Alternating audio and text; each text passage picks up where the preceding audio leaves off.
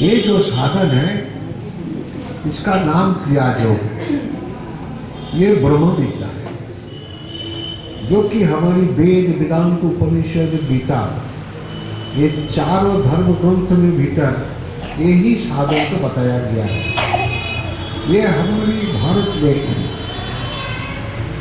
अनंत काल से यही साधन चालू है। सत्य तेता दापर कोली कलियुग सबसे बुरा टाइम है। कोली का मतलब है कि बैड। बैड जानते हो, बुरा। तो कलियुग मीन्स द बैड युग, बुरा युग। तो बुरा युग में बुरा काम मिलेगा। इसलिए ये जो ब्रह्म साधन है जो कि अनंत काल से हमारे भारत के ऊपर चालू है, उसको कलियुग के कारण उसके नीचे चले, डेविएशन हो गया, निम्नगामी हो गया। डेविएशन क्या बताएगा, नहीं मालूम है। तो क्या हुआ, आज से मान लो कि 2500 2500 साल 3000 साल तक एक नीचे तरफ आ गया।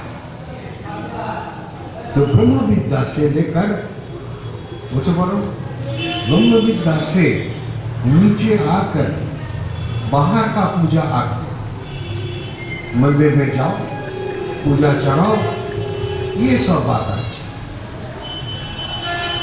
लेकिन हमारे कोई शास्त्र ग्रंथ नहीं, शास्त्र ग्रंथ मतलब वेद वेदांत उपनिषद गीता, ये हमारा भारत का जो साधन है वो अद्वैतवाद है। लेकिन पीछे कलियुग में द्वैतवाद आ गया। भगवान को पुकारो, हरे कृष्ण गाना गाते रहो, शिव नाम करते रहो, माला जाप करते रहो, मंत्र जाप करते रहो, ये सब चीज़ है। लेकिन हमारे ये जो शास्त्र ग्रंथ के बारे में बताते हैं इसमें ये चीज है ही नहीं। ये अधोगामी हो गया। लेकिन अभी सामने में सत्ययुग आने वाले हैं, पूरा फुल इन्फ्लुएंस, पूरा दम से।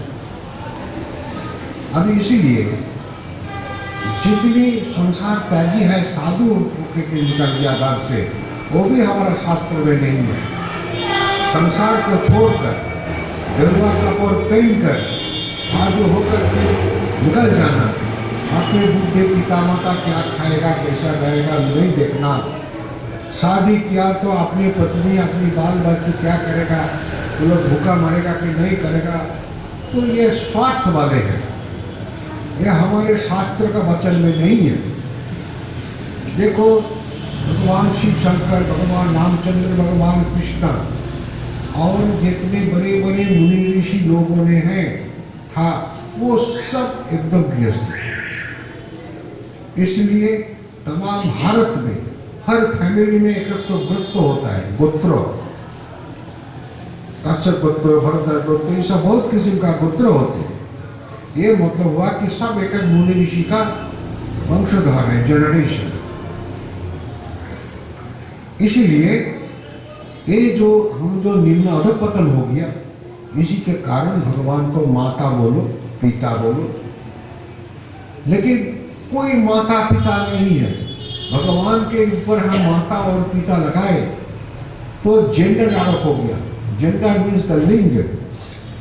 भगवान के ऊपर पुंलिंग स्त्रीलिंग बताना नहीं जाएगा। वो निरपेक्ष है, वो न्यूट्रल है।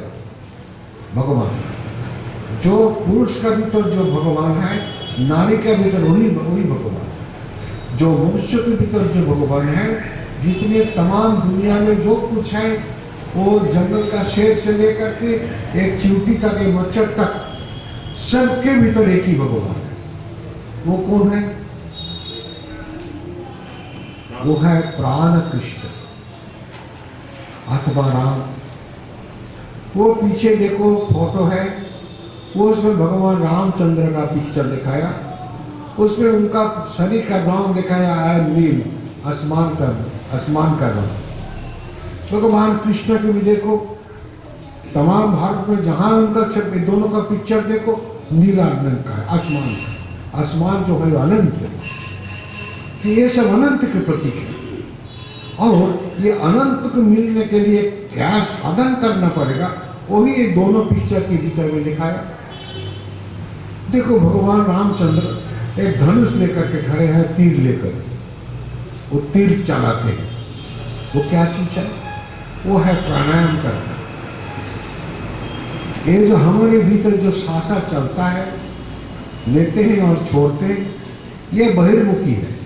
इसको अंतर्मुखी लेकर के जो काम करना है उसी को प्राणायाम कहते हैं। और शास्त्र कहते हैं कि प्राणायाम महाधर्म वेदा नाम प्रपूचन, इसी को महाधर्म कहा जाता है हमारे शास्त्र के वचन के अनुसार। इसके बाद देखो भगवान कृष्ण, देखो ऐसा बंसी बजाते हैं। तो बंसी क्या है? देखो बंसी में इधर में देखो 6 छिद्र हैं, ऊपर में एक छिद्र है, यहाँ से वायु को डालते हैं और अंगुली को ऐसा करते तो बजा निकालते हैं, साउंड आता है, बहुत सुमधुर ध्वनि आते हैं। वो ये जो है 6 छिद्र वाले, ये तुम्हारे सबके शरीर के भीतर है, उसी को लेकर के साधन करते हैं। ये गुरु व्यक्तिगम, ये बहुत गोपन चीज है, इसलिए यह साधन जो है बहुत गोपन है। और वो भगवान कौन है? अथवा राम, जो कि हम सबके भीतर है। प्राण कृष्ण, जो कि हमारे सबके भीतर प्राण रूप करके बैठे, वो है तो मैं जिंदा हूँ। प्राण है तो मेरी दोनों आंख देखता है, दोनों कान सुनता है, मुख से खाना खाते हैं, बात करते हैं, हाथ से काम करते हैं, पैर से चलते हैं, मन से काम करते हैं, सब कुछ है। वो प्राण नहीं है, अभी मर जाएगा, कुछ भी नहीं रहेगा। एक एब्सेंट हो जाएगा, एब्सेंट जानते हो, अनुपस्थित। एक अनुपस्थित हो जाएगा तो सब खत्म हो गया और कोई चीज नहीं रहेगा, उसी को हम लोग मुर्दा कहते हैं। तो वो जो है, वो अगर चाहे उसको प्राण आत्मा कहते हैं। वो जब तक है तो मैं जिंदा हूँ, हमारे संसार, हमारी पैसा, हमारा ही करते करते फिर चले गए। लेकिन ये जो हम है, ये मैं शरीर मैं नहीं हूँ। शरीर का जन्म हुआ तो एक दिन मृत्यु हो जाएगा, इसलिए शरीर को जो बचा के रखा है वो मैं हूँ। हर जन्म में एक तो करके शरीर लेकर के हम लोग आते हैं, ये जगत में रहते हैं और फिर मर जाते हैं।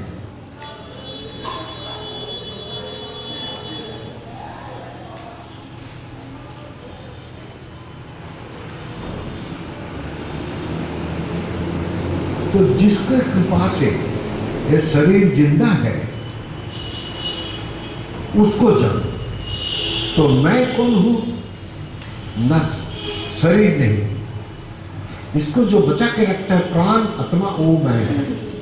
वो मैं एक हर जन्म में एक एक शरीर लेकर के आते हैं, फिर छोड़ के चले जाते हैं। जैसा ये बारी को मैंने किराए में ले लिया, 1-2 साल रहा, फिर छोड़ करके चले गए। और नहीं तो एक बिल्डिंग मैं बनाया, कुछ सालों के बाद ये पुराने हो गया, छोड़ो इसको, दूसरे जगह में वहाँ जाकर के दूसरी बिल्डिंग बनाया, उसमें रहने को चालू कर दिया। ऐसा ही ये शरीर को पुराने हो गया, छोड़ दो, नया शरीर लेकर के छोटे बच्चे होकर के आ जाओ। और जो आना जाना ये जगत में यही दुख की कारण है। इससे शांति चाहे तो जन्म को रुक दो, तो जन्म रुक देने से मृत्यु रुक जाएगा आप से आप। मृत्यु को तुम रुक नहीं पाओगे, वो सबसे बड़ा चीज है। तो क्या इसको रुक सकते हैं? जन्म। तो तुम्हें जन्म मरण के साथी तुम्हें विष्णु न दिन राती, तो उसको रुक। जन्म को रुक दोगे तो पूरा खत्म हो गया। तो ये साधन सबके लिए नहीं, जो मनुष्य मुक्ति लाभ करने के लिए कोशिश करेंगे, इच्छा है, उसी के लिए साधन। अगर कोई चाहे कि हम जगत की वस्तु को भोग करें, उसके लिए नहीं। इसी को त्यागवाद कहते हैं। हम जगत में आया खाना तो मैं तो छोड़ नहीं सकते, वो तो लेना ही है। पानी पीना तो छोड़ नहीं सकते, उसको पीना ही है। घर छोड़ करके बाहर में रहेगा तो मेरे को ठंडी लग जाएगा। बारिश के टाइम पर बाहर में रहेगा तो भीग जाएगा, संभव नहीं है, इसलिए घर पे चाहिए। ऐसा ही पिता माता को चाहिए, घर में सबको लेकर के रहो शांति से, और अपना धर्म व्यक्ति के साथ कुछ त्याग, महाभारत का त्याग नहीं चाहिए। जो संसार तक करके चले जाते हैं वो भी गलत है, हमारे शास्त्र में नहीं है कि वो गरुआ कपड़ा पहन करके संसार छोड़ के जो भग जाते हैं, ये भी बुरा काम है। हमारा शास्त्र के विरोध बात है, हमारे शास्त्र में ये चीज नहीं है। तो जवान लड़का अगर घर के छोड़ करके साधु बन जाए तो उसको पिता माता को कौन देखेगा? वो तो बेईमानी हो गया। क्योंकि हम जब छोटे बच्चे होकर के जन्म लिया था तो मेरे मम्मी और मेरे पिता ये दोनों तो मुझको अगर नहीं पालन करते, वो फेंक देते जंगल में, तो आज हम साधु बाबा सन्यासी स्वामी जी नहीं हो सकते। तो इनके जो अवदान है पिता माता को, उसको मैं कैसे छोड़ूंगा? संभव नहीं है। ये कल्पना है। कल्पना क्या कि मैं संसार में रहते हुए अब हम चाहते हैं कि हम साधु हो जाएगा तो मुझको भगवान मिल जाएगा, झूठा बात है। भगवान को मिलेगा तो संसार में मिलेगा, वहां जाकर के व्यवसाय करेगा, बिजनेस, वहां जाकर के मैं तो स्वामी जी बन गए, सिर्फ कोई प्रणाम कर, अपना साधन कुछ भी नहीं मिला उसको। ये जो साधन ब्रह्म साधन मिलेगा, कोई जाओ जितने मोटिवेशन है कहीं नहीं मिलेगा, सब बिजनेस वाले नहीं मिला। हम किसी को विरोध भी नहीं कहते, जो सत्य बात है मैं वही बात है। किसको अच्छा लगता है, किसको बुरा लगता है, एक मुझे जरूरत नहीं है। मैं सत्य वचन कथन का बोलेंगे जो कि हमारे शास्त्र का वचन है। शास्त्र के बाहर में जो शिक्षा है वो हमारा भारत का शिक्षा देंगे। भारत अनंत काल से यही साधन में वो चालू रहते। तो क्रिया जो वही साधन है, तुम्हारे भीतर जो प्राण है, प्राण वही भगवान ईश्वर, वही भगवान वही ईश्वर है। प्राण विष्णु पितामह, वही विष्णु है, वही पितामह ग्रैंडफादर है। प्राणेन धर्मते लोक, यही धर्म है, प्राण धर्म है। सर्वांग प्राणमय, इस जगत ब्रह्मांड में सब कुछ प्राण में भरा हुआ है। प्राण छोड़ करके कुछ भी नहीं है। हमारे शरीर के ऊपर अनंत फाका है, शून्य है, पूरा प्राण में भरा हुआ है। ये जो वायु चलता है वो भी प्राण है। मैं जिंदा हूँ, सांसा लेते हैं छोड़ते, वो भी प्राण का कर्म है। इसीलिए इसमें प्राण कर्म है। जो कर्म करने से हमारे चंचल प्राण को स्थिर कर पाएंगे वही साधन है। भगवान को कोई मिलेगा नहीं। हमारा भगवान मैं नहीं छोड़ूंगा। मुझको भगवान मिल गया, झूठा बात। मुझको काली मिल गया, भगवान मिल गया, कृष्ण मिल गया, झूठा बात है। ये मिलने वाले नहीं है। भगवान जो है अनंत है, मैं छोटे हुए एकदम छोटे हैं। तो छोटे बड़े को कैसे पकड़? नहीं हो सकते। देखो, जो धर्म का भीतर ज्ञान और विज्ञान नहीं है वो कभी धर्म नहीं हो सकता है। ज्ञान विज्ञान सहित गीता कहते हैं, गीता भारत के प्राण है। उसके बाहर जाने से कुछ भी नहीं मिलेगा। लेकिन गीता में कभी भगवान ऐसा नहीं बताए कि तो हरे कृष्ण करके बजाते रहो, मुख से चिल्लाते रहो तो भगवान को मिलेगा। नहीं, जो नहीं है वो ही कर। भगवान कृष्ण भी गृहस्थी है, वो अर्जुन भी देखो गृहस्थी है, और जितने मुनि ऋषि था उसका महाभारत के भीतर सब गृहस्थी है। इसलिए आप भी गृहस्थ हैं, हम भी गृहस्थ हैं। मेरे पिता माता भी गृहस्थी था। मेरे पिछले वाले जो हमारे ग्रैंडफादर था, ग्रैंडमदर था, सब तो गृहस्थ था। नहीं तो हमारे जन्म कैसा आया? हमारे पिता माता नहीं रहे तो मेरे जन्म नहीं होता। इसलिए आज जो साधु है वो भी कुछ दिन पीछे पिता माता का गोद में जन्म लिया था, पीछे भरने वाले मिलिट्री का माफी बच गया संसार से, उससे नहीं हो, उससे धर्म नहीं हो सकता। धर्म जो है वो कर्म के ऊपर है। वो कौन सा कर्म है? प्राण कर्म। वो प्राण कर्म का कर्म वही धर्म है। वो मुझको होल्डिंग करके आया, प्राण अभी छोड़ दिया, प्राण ये शरीर को पकड़ करके उनको जानो। सीधी बात है, ज्यादा ऐसा जिलेबी मत बनाओ, एकदम स्ट्रेट में चलो, सीधा शास्त्र के वचन को इजी कर लो, इजी करके समझो और उसी मुताबिक काम करते रहो। तो यह मुक्त होने का साधन है। अगर कोई चाहे हम मुक्त अवस्था चले, उसके लिए साधन, जैसा गीता में देखो 18 चैप्टर है, फर्स्ट चैप्टर है विषाद जो, आप इस दुनियादारी अच्छा नहीं लगता, चलो प्रभु आप छुट्टी मिल जाए, बहुत हो गया, बहु जन्मानी बदतानी, कितनी जन्म को बिता दिया मैं नहीं जानता हूँ। ये मच्छर से लेकर के, चिड़िया से लेकर के, जितनी है एनिमल से लेकर सब जंतु जन्म सब का छोड़ करके मनुष्य हुआ। अब बहु मनुष्य जन्म पार करने के बाद तो अच्छा पवित्र मनुष्य होगा। पहले मैं तो मर्डर करते थे, डकैती करते थे, चोरी करते थे, पकड़मारी करते थे, दूसरे को ठका देते थे। बहुत से जन्म बीतने के बाद परिशुद्ध होते होते जब मैंने सुंदर मनुष्य बन गया, तब उसके लिए ये साधन है।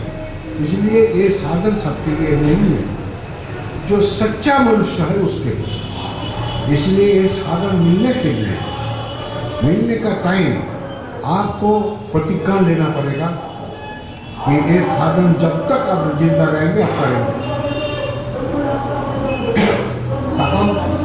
क्या चलता है? ये लोग कुछ साधन होगा, तुम बोलो। ये लोग को चिल्लाने दो, वो लोग चिल्लाने के लिए आया है, वही उसका ये जन्म का काम है।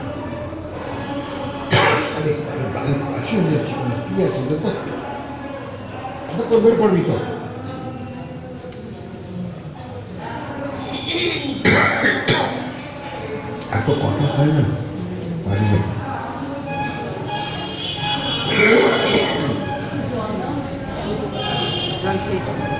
অনেক দরকার। इसलिए ये साधन बहुत पवित्र साधन है। आप ही को आप जानना, इसी को ब्रह्म कहते। तुम कौन है?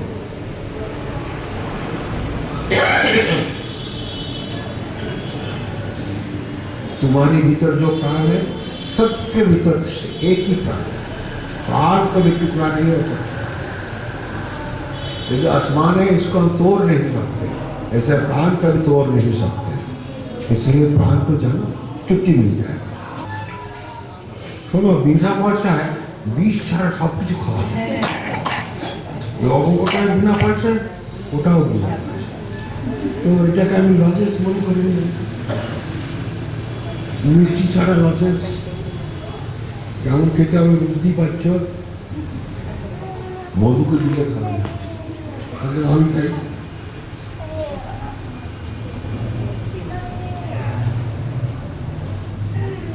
तो क्या है कि अपने को जानो। तो अमृतस्य पुत्र, तो अमृत की संतान है। लेकिन ये जगत पे आने के कारण जितनी इंद्रिय हमारे भीतर उत्पन्न हुई है, इसी का दौलत से हम जीव बन गए। ये इंद्रिय की वक्त चली जाओ तो तुम शिव बन जाएगा, स्थिर हो जाएगा, ऐसा सो जाओगे। और जितना चंचल है वो देखो काली माता एकदम सोच लेकर के दौड़ते हैं। तो हम लोग को जीवन में ऐसा ही है। हम लोग को काली माता का अवस्था है, सब चंचल प्राण में है। शरीर पुरुष का है, शरीर नारी का है, उसमें फर्क नहीं है। सबके भीतर एक ही भगवान है। तो पुरुष और नारी जो बॉडी का होता है वो क्रिएशन को बजाय रखने के लिए, नहीं तो जन्म मृत्यु नहीं होगा, पृथ्वी ध्वंस हो जाएगा, मनुष्य शून्य हो जाएगा, जीव जंतु प्राणी शून्य हो जाएगा, इसलिए वो क्रिएशन के लिए ये रखे। लेकिन असली में तुम एक ही, पिता का भी तो जो भगवान है, माता का भी तो वही भगवान है, वो प्राण है। और स्वामी का भीतर जो भगवान है, स्त्री का भीतर वही प्राण है, बच्चों का भीतर भी वही प्राण है, कोई फर्क नहीं। प्राण से प्राण का उत्पत्ति होती है। समुद्र के किनारे जाओ, जो समुद्र देखा है वो जानते हैं कि एक के ऊपर एक वेव आता है, ढेउ जिसको कहते हैं। तो कहाँ से आता है? समुद्र का पानी है, पानी ही से उत्पन्न होता है, पानी में फिर गिर जाता है, वो बाहर नहीं आते, पानी छोड़कर के नहीं आते। ठीक एक ही प्रकार ये प्राण से प्राण का उत्पन्न होता है, फिर प्राण प्राण में वापस जाते हैं, इसी को मृत्यु कहते हैं। जब प्राण से प्राण का उत्पन्न होता है उसका शरीर कहते हैं जिंदा है, जो फिर प्राण वापस चले जाते हैं शरीर पड़ा हुआ रहते हैं। इतने जन्म मृत्यु की बात है, एकदम बच्चों के में भी खेल है। ये जो खेल है इसको समझने की कोशिश करो, चिंता करो। ये जगत संसार झूठ है, स्वप्न बहुत है, अनिक है, कुछ नहीं। ये इसको याद में रखो तो साधन होगा। लेकिन संसार को नेग्लेक्ट मत करो, नहीं तो बेईमान हो जाओ, तुम्हारे बाल बच्चों खराब हो जाएगा। इसको जनरेशन ठीक रखो और अपना घर में संभालो। एक या जो ब्रह्म विद्या है एक यही चीज है। इसलिए गीता में हर अध्याय के पीछे में एक तो लाइन लिखा हुआ है, इति ब्रह्म विद्यायां योग शास्त्रे श्री कृष्णार्जुन संवादे। गीता के भीतर जो कुछ है वो ब्रह्म विद्या है और योग शास्त्र है। योग छोड़ करके कोई शास्त्र नहीं हो सकता। योग शास्त्रे, योग शब्द के शास्त्र नहीं हो सकता। ये जो गाना बजाओ, चिल्लाते रहो, भगवान भगवान पुकारते पुकारते रहो, माँ बाबा पिता हम बोलते रहो, पूजा करते रहो, फूल छोड़ते रहो, तिलक करते रहो, घर संसार छोड़कर, सब फालतू है, कुछ जरूरत नहीं है। ये सब लोग को दिखाने के लिए ये जानी देखो गंगा सागर आते हैं, गंगा सागर का मेला में मकर संक्रांति आते हैं, हजारों हजारों साधु बाबा लोग आते हैं। यहाँ से जन्म के साथ तो दाढ़ी लेकर के तो जन्म नहीं हुआ, इतने बड़े बड़े दाढ़ी लेकर के आते हैं और इतना बड़ा त्रिशूल लेकर के एक पैर में खड़े हो जाते, पैसा दो। अरे तुम्हारा पैसा तो चाहिए जरूर, तो जाओ ना समाज में जाओ, अपने इनकम करो, अपना रोजगार करो। वो नहीं, कौन तुमको बोला? तुम्हारे पिता माता कभी बोला तुमको कि इस घर संसार छोड़ के साधु बन जाओ और गंगा सागर में आओ तो ज्यादा पुण्य मिलेगा? नहीं, वो गंगा सागर का जो पुण्य है वो गृहस्थी बनी की भी जितना मिलेगा वो साधु लोग को भी उतना ही मिलेगा। तो मैं इस संसार को क्यों छोड़ेंगे? छोड़ेंगे या तो मुझे को खाना मिलता है, उठा चीजें में तो भीख मांगना पड़ेगा। ये सब गलत चिंता है, गलत में मत जाओ। अपना घर में बैठो, दिन भर काम करो, खेती खमारी करो, सर्विस करना है तो करो, नौकरी करना है तो करो, जो कुछ है चोरी मत करो, दूसरे को ठगा करके पैसा इनकम मत करो, धर्म के विरोध में मत जाओ।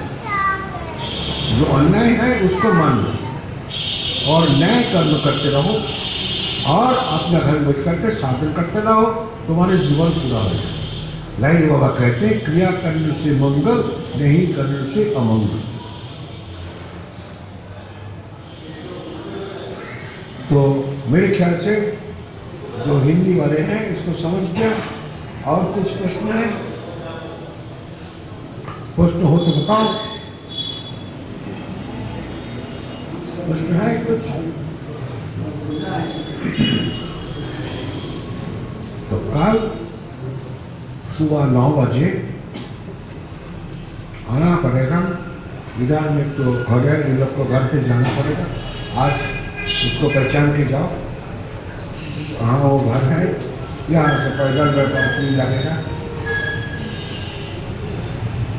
हल हुआ आज।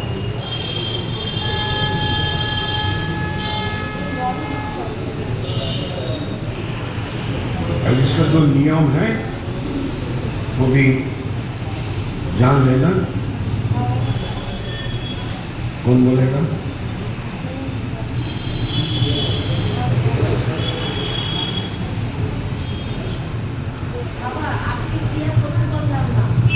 हैं?